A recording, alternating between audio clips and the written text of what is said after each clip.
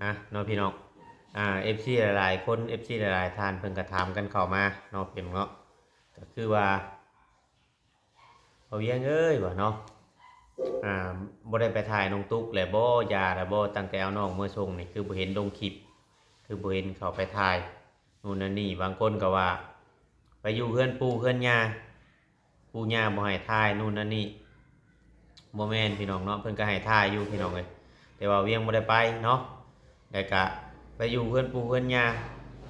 บ่ต้องไปบางคนเนาะ FC ก็ดีแหละเพิ่นมีผู้บอกผู้สอนเพิ่นมีผู้ตักเตือนเฮาเข้ามาเนาะพี่น้องแต่บางคนว่าคือบ่ไปอยู่เฮือนตัวเองนู่นนั่นนี่นะพี่น้องเนาะก็คือว่าเฮาก็อธิบายไปแล้วเนาะพี่น้องก็มีแต่ว่าอ่าขอบคุญขอบคุณนั่นแหละพี่น้องที่เข้ามาเบิ่งมาชมเนาะบ่เป็นหยังพี่น้องเอ้ยเนาะไปถ่ายได้ปกติ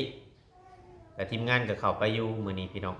มีแต่ว่าเบิ่งไปเรื่อยๆเนาะพี่น้องเราสิเลี้ยงลูกเราเป็นแบบใดแล้วปู่ย่าเราจะเป็นแบบใดก็แล้วแต่เนาะพี่น้องมีแต่ว่าชมไปเรื่อยๆไม่เว้าให้นั่นกันพี่น้องมีแต่ว่ายังดีได้มี FC เข้าใจพี่น้องนู่นนั่นนี่เนาะเพียงเนาะจังไดก็เบิ่งชมนำกันเนาะเพียงเนาะ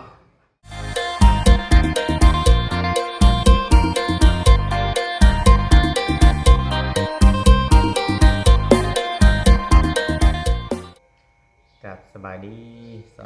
เนาะแม่พี่น้อง FC เบิร์ดสุขูสุคนพี่น้องเนาะอีกเทื่อนึงพี่น้องเนาะทางฝั่งลาวแล้วก็ฝั่งไทยอยู่ทางต่างประเทศนำเด้อพ่อแม่พี่น้องแม่ FC ที่คอยให้กำลังใจบอกยังใจกันด้วยเนาะเพียงเนาะ V2 ในช่องนี้เนาะเพียงเนาะช่องนั้นก็บ่ได้ลงคลิปหลายมื้อเลยพี่น้องเลย3-4มื้อเลยในช่วงนี้ก็หาคลิปบ่ทันหาคลิปลงให้พ่อแม่พี่น้องเบิ่งบ่ทันเนาะเพียงเนาะ ปกติบ่เวียงสิเฮ็ดคลิปลงทั้งสองช่องเนาะเพียงเนาะเฮ็ดคลิปลงทั้งสองช่องนั้นแน่ช่องนี้แน่เนาะเพียงเนาะเพื่อตื่มกันอ่าหลายๆเนาะพี่น้องเพื่อตื่มกันพี่น้องเนาะถ้าว่าอ่าช่องเดียวนี่คือสิไปบ่รอดพี่น้องเนาะถ้าว่าช่องเดียวนี่คือสิไปบ่รอดคือว่าแต่ละช่องเด็กๆน้อยๆบัดนี้เนาะ ตื่มกันแล้วก็พอได้ดูไทยน้ำครอบครัวพอได้ซื้อประเดะแปงนัวเนาะเพียงเนาะเฮาก็ใจมากแล้วก็เฮ็ดคลิปเนาะพี่น้องเนาะเฮ็ดมาเก็ตคลิปแล้วก็ถ่ายทำพิธีชีวิตของชาวบ้านเนาะเรื่องของชาวบ้านของคนอนาถาเนาะเพียงเนาะก็ผู้เพิ่นขอความช่วยเหลือนู่นนั่นนี่แหละพี่น้องเนาะเพิ่นก็อยาก บางคนบางครอบครัวเนาะผู้ทุกข์ก็ดีก็มีเนาะพี่เนาะเรื่องนี้ก็เอาเวียงก็สิขอเว้าเนาะแบบว่าผู้ผู้ทุกข์ก็ดีก็มีหากแต่ว่าบุญวาสนาเนาะพี่เนาะบางคนก็บ่มีบุญก็ทุกข์ส่ำใดนอนน้ำขี้ดินขี้หญ้าก็บ่มีผู้ช่วยบางคนก็พอมีอยู่มีกินอยู่เนาะพี่เนาะก็มันถูกสะดกหรือว่าถูกชะตาเป็นแบบชีวิตจริงเนาะเป็นแบบชีวิตจริงเป็นแบบสิ่งที่ผู้ใหญ่ใจดีหรือว่าผู้ใจบุญเพิ่นว่ามันคล้ายๆคือกับชีวิตเพิ่นบางคนเนาะเพิ่นก็เลยช่วยเขามาบางคนก็อาจจะมีแน่เล็กๆน้อยๆก็เฮ็ดเวียกเฮ็ดงานธรรมดาคือเฮานี่ก็ไปถ่ายพิถีชีวิตของเพิ่นเนาะบางคนเพิ่นก็ช่วยจนว่ามีเบิดทุกอย่างแต่บางคนก็พอช่วยไปแล้วก็อ่า พื้นผู้ตัวเองบ่ได้เนาะเพียงเนาะพื้นผู้ตัวเองบ่ได้จะกลับมาอยู่จุดเก่าก็มีหลายครอบครัวพี่น้องเนาะบางครอบครัวก็ดีพี่น้องเฮ็ดให้ชีวิตตัวเองดีขึ้นก็มีพี่น้องเนาะนี่แหละพี่น้องเลยชีวิตของคนเฮามันบ่แน่บ่นอนเนาะก็มี FC ถามกันเข้ามาว่าบ่เวียงตั้งแต่เอาน้องตุ๊กเมื่อส่งเนาะตั้งแต่เอาน้องตุ๊กเมื่อส่งเป็นหยังคือบ่เห็นไปถ่ายคลิปเลยเพิ่นว่าเนาะหรือว่าไปเพิ่นบ่ให้ถ่ายบ่นู่นนั่นนี่เนาะพี่น้องเพิ่นก็ถามเข้ามาว่าทางปู่ทางย่าบ่ให้ถ่ายบ่นู่นนั่นนี่แหละพี่น้องเอ้ยมี FC ถามกันเข้ามาหลายอยู่เนาะอันนี้ก็คือเว้าเนาะพี่น้องเนาะคือเว้าอยู่ก็คือเพิ่นเว้าบาง FC เพิ่นก็เบิ่งในคลิปในหยังก็บางสิ่งบางอย่างก็คือเฮาเว้าบ่ได้เนาะเพียงเนาะมีแต่ว่า ไปตามสถานการณ์เราคือทางน้องตุ๊กนี่ก็คือว่าตอนนี้ทางทีมงานน่ะได้เข้าไปอยู่มื้อนี้นะพี่น้องคือเห็นทางบ่าวบดบ่าวอันอุริเนาะเพิ่นเข้าไปมื้อนี้เดี๋ยวบ่าวเวียงสิเบิ่งคลิปเพิ่นเข้าไปอยู่มื้อนี้พี่น้องเอ้ยเนาะเพราะว่ามื้อหลังจากที่เฮาไปส่งเพิ่นได้ประมาณ2มื้อเนาะเฮาก็บ่ได้ไปเลย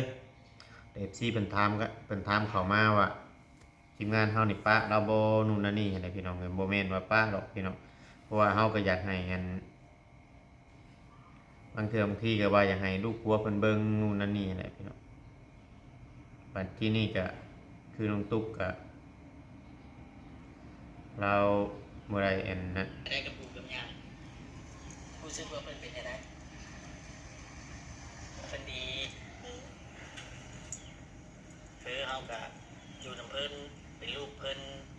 บัดเฮาหันเฮาหยังก็รู้จักเอื้อนถือเพื่อนเกินเลือกชาติแล้วบัดเฮาหันเนาะ ตอนนี้เราก็อยู่น้ำปูน้ำยาแล้วเราไปน้องกระต๊อบตัวน้อยเขาใหญ่มาแบบนี้ ยาย นะ ได้ พี่น้ ต อ อง นน่ะยายไล่เจ้าน่ะเราเลี้ยงเจ้าได้แต่น้อยนะค่อยจื้อได้อยู่เจ้าน่ะ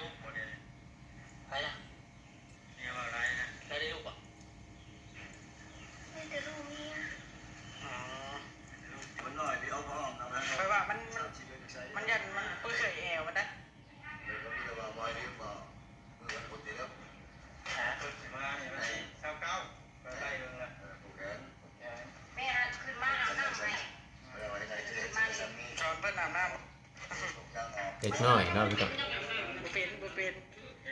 เจ้าหน่อย เด็กน้อยยัง ลงแห้งตายทับ ยังบ่จักเอาดุอาบน้ำยังบ่เป็น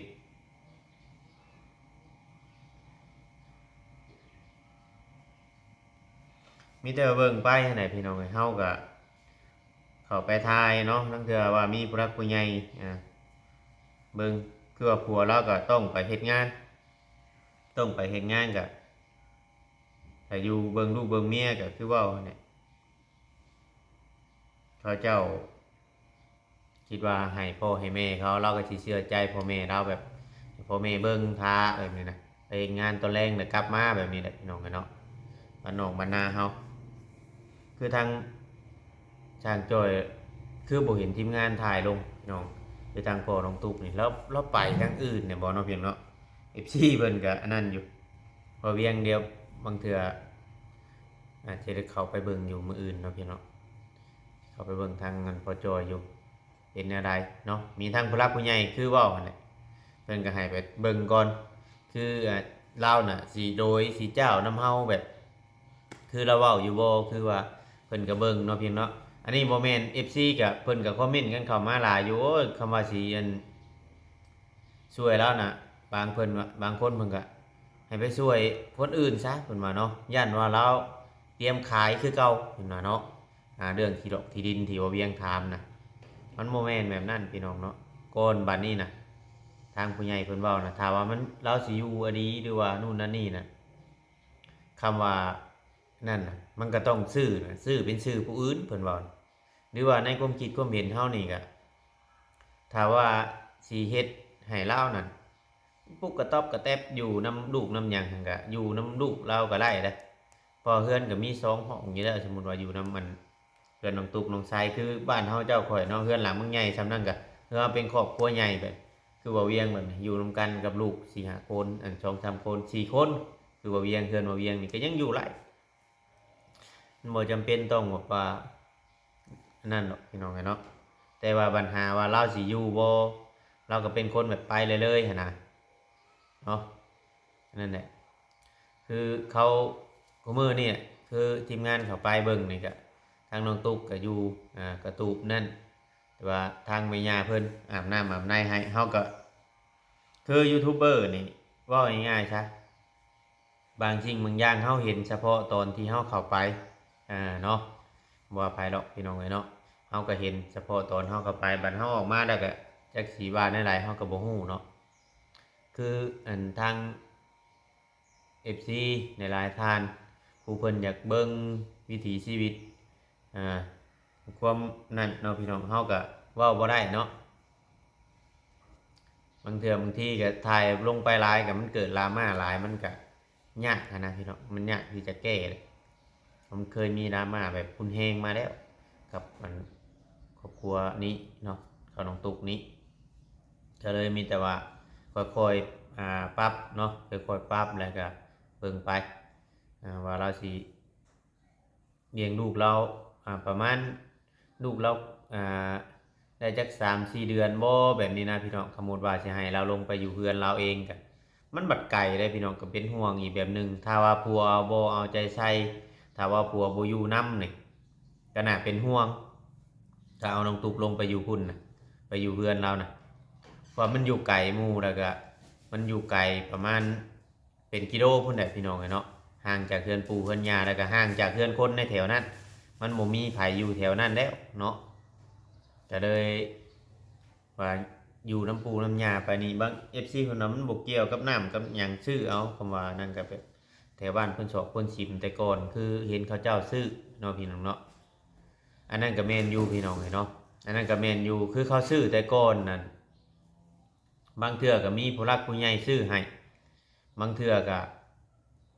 มีรถมาส่งอยู่แถวนั้นน่ะมันบ่ได้มีรถไปส่งน้ำส่งหยังได้พี่น้องมีแต่ว่าเจ้าอยากไล่แต่เจ้ามีรถเดี๋ยวไปหาแก่เอาไปซื้อเอาน้ำเพื่อนเขาแบบนี้นะมันก็เลยอันนั้นหนึ่งมาคำว่าเราสิ้นกับการเลี้ยงลูกประมาณ3-4 เดือนแล้วเนาะเราอุ้มเรายังเราอาบน้ำอาบยังให้ลูกมันยังเป็นเรียบร้อยแล้วเราถามว่าเราอยากสะดวกใจเราบอกครอบครูครอบญาเราว่าเมื่ออยู่เพื่อนเราเด้อนี่แบบนี้นะพี่น้องมันก็เป็นอีกอย่างหนึงเนาะพี่เนาะถ้าว่าเวียงว่าผิดประการใดก็ต้องกราบขอโทษขออภัย FC ในความคิดของเฮาก็คือว่าอยู่กับปู่กับย่าก็มันดีอีกอย่างหนึงมันมีผู้เบิ่งเนาะถ้าเมื่ออยู่เพื่อนเจ้าของถ้าพ่อกับแม่ใหม่บ่อยู่นี่คือบ่มีไผเบิ่งเลยผัวนี่ก็คือเห็นเนาะพี่เนาะ FC ก็คือสิฮู้แล้วก็เราก็ไปเฮ็ดเวียกของเรา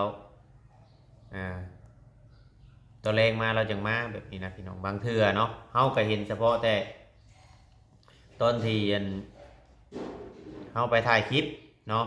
ว่าเฮาบ่ไปถ่ายคลิปเด้พี่น้องเฮาบ่ได้เห็นเด้มันก็เป็นแบบใดหั้นนะมันก็เลยอยากจะอธิบายให้ FC ฟังเนาะเราก็เลยออกมานั่งเฮ็ดคลิปในมื้อนี้แหละนั่งลงกับ FC ผู้เพิ่นเข้ามากดไลค์กดแชร์นี่ก็หลายพี่น้องเนาะคอมเมนต์เอาเพียงเนาะก็หลายพอสมควรพี่น้องเฮาก็ยังดีเลยพี่น้องที่ว่ามีผู้เบิ่งผู้ชมคลิปช่อง YouTube ของเฮาเนาะเพราะว่าเขามาซัพพอร์ตในการเบิ่งคลิปนี่นะพี่น้องเนาะเขามาซัพพอร์ตในการเบิ่งคลิปจังไรก็บ่ปะ FC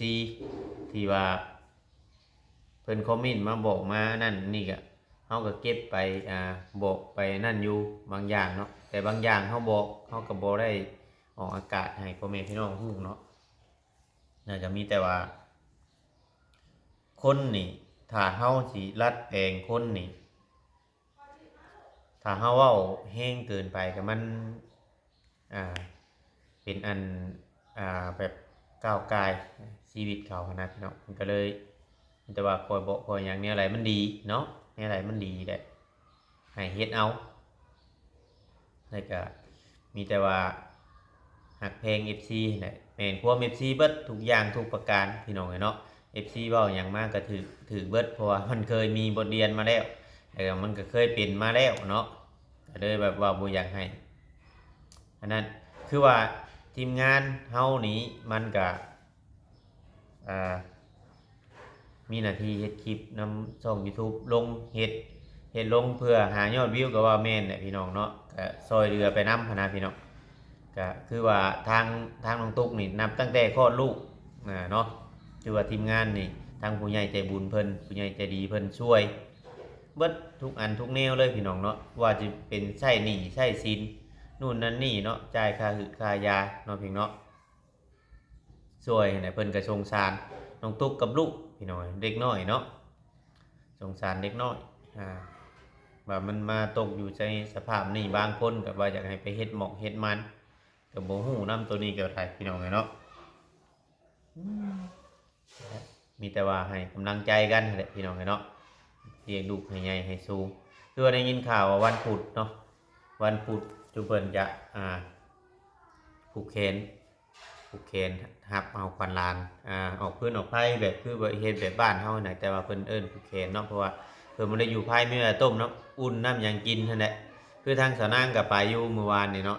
สาวนางบ้านดงแงวนะเพิ่นก็ไปเยี่ยมเนาะเราก็ไปเยี่ยมพี่น้องเนาะก็ดีใจอยู่เราไปเยี่ยมคนรู้จักกันเนาะญาติบ้านไกลเพิ่นเคียง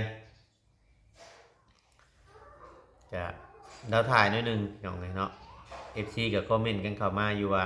สาวนางไปบ่ได้ถ่ายว่าเขาบ่อยากให้ถ่ายแบบนี้บ่คือว่าแนวไรเนาะพี่น้องอันนี้ก็เฮาก็บ่รู้จักนํตัวนี้ก็ได้แต่ว่าทั้งทีมงานเข้าไปนี่ก็ได้ถ่ายปกติบ่ได้มีหยังหรอกแต่ว่าบางสิ่งบางอย่างเฮาสิถ่ายอดีดอกอะทั้งเทื่อก็ย่านน้องเพิ่นเมื่อยเนาะเพิ่นไปเพิ่นขอดูคนหยังเพราะว่าทางผัวเราก็ไปเฮ็ดเวียกแบบนี้นะพี่น้องบ่ได้นะมีแต่ว่าไปถ่ายไปชื่อทั้งเทื่อตั้งกล้องให้ FC เบิ่งเพราะว่ามีคนเบิ่งคนชมเด้แล้วมีทั้งคนฮักแล้วก็มีทั้งคนชังนะมันก็มีปนเปื้อกันไปโลกออนไลน์เนาะพี่เนาะเห็นอย่างผิดหน่อยหนึงนี่มันก็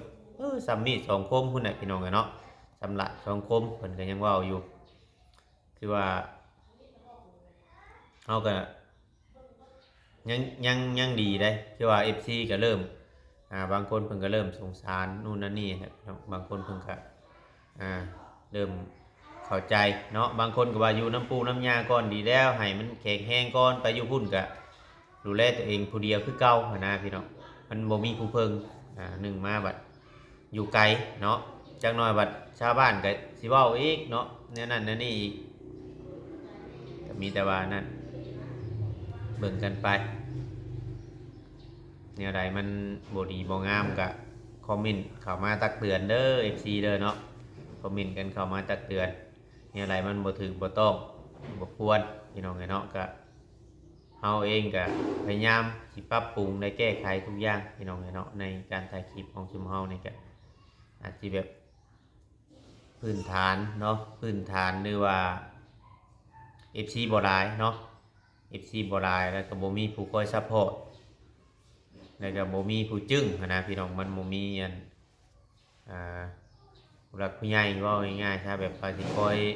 ซัพพอร์ตนู่นนั่นนี่ก็ไปมาๆไปทางไกลก็บ่ได้เว้าง่ายๆซะ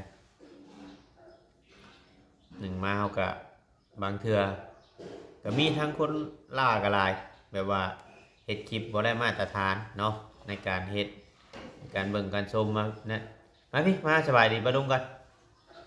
ไปชื่ออะไรเบิ่งหามาเบิ่งมาพี่มาสบายดีบ่ลุงก่อนไว้นางวิตตี้มาเด้พี่น้องเอ้ย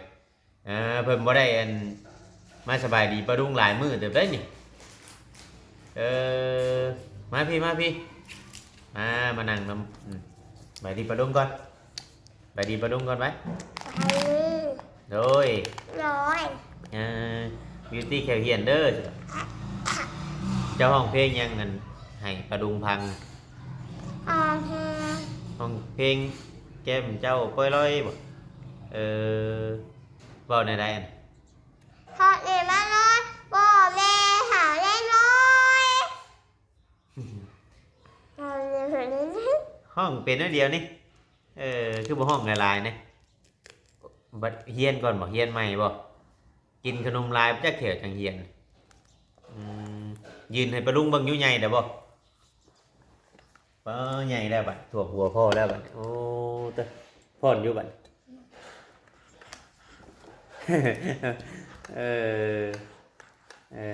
เอาไปแล้วบายบายปะลุงเลยแม่ไปกัน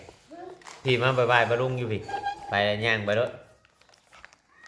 บ๊ายบาย พี่ตีไปดินน้ำมูกันเด้อ อันนี้แล้วโบออกนะเบิ่งพอใช่ขนมยังชื่อมันอันนี้อารมณ์เลยเนาะก็ลุกไปรถตำมอทอนพี่น้องไงเนาะเพิ่นมาแต่บุญกับเมย์เพิ่นเนาะเลยเลี้ยงเอิญมาขับคลิปหน่อยนึงพี่น้องไงเนาะก็ขอบคุณเบิดทุกคนที่เข้ามาให้กำลังใจเนาะพี่เนาะกดไลค์กดแชร์ทุกคลิปพี่น้องเลยกับFCหลายๆคนเพิ่นว่าทางเฮานี่บ่ได้ไปเนาะถ่ายน้องตุ๊กว่ามีปัญหาหยังบ่ว่าเราอย่าให้ถ่ายบ่นู่นนั่นนี่นะพี่น้องก็ถ่ายปกติพี่น้องบ่ได้มีปัญหาหยังเพราะว่าเฮาเข้าไปแบบ บ่ได้ว่าบ่ได้ว่าอีหยังหั้นนะก็เลยมีแต่ว่าถ่ายไปตามมันดึงเคยกันแล้วก็เบิ่งน้องนั่นแหละเนาะเลี้ยงลูกเลี้ยงหยังแบบตามผู้รักผู้ใหญ่เพิ่นบอกบางเทื่อมีผู้รักผู้ใหญ่เพิ่นให้ซื้อพระองค์พระอ้อมเนาะแนวนู่นนั่นนี่ไปให้ไปฝากไปต้อนน้องเพิ่นก็ถ่ายวิถีชีวิตเพิ่นไปพี่น้องเนาะแต่ว่าผิดพลาดต้องกราบขอโทษขออภัยนำเด้อพี่เด้อเนาะสำหรับคลิปนี้บ่เวียงกลาไปก่อนพี่น้องอยู่ดีมีแรงบ่สุขทุกคนเนาะขอกล่าวคำว่าสบายดีพี่น้อง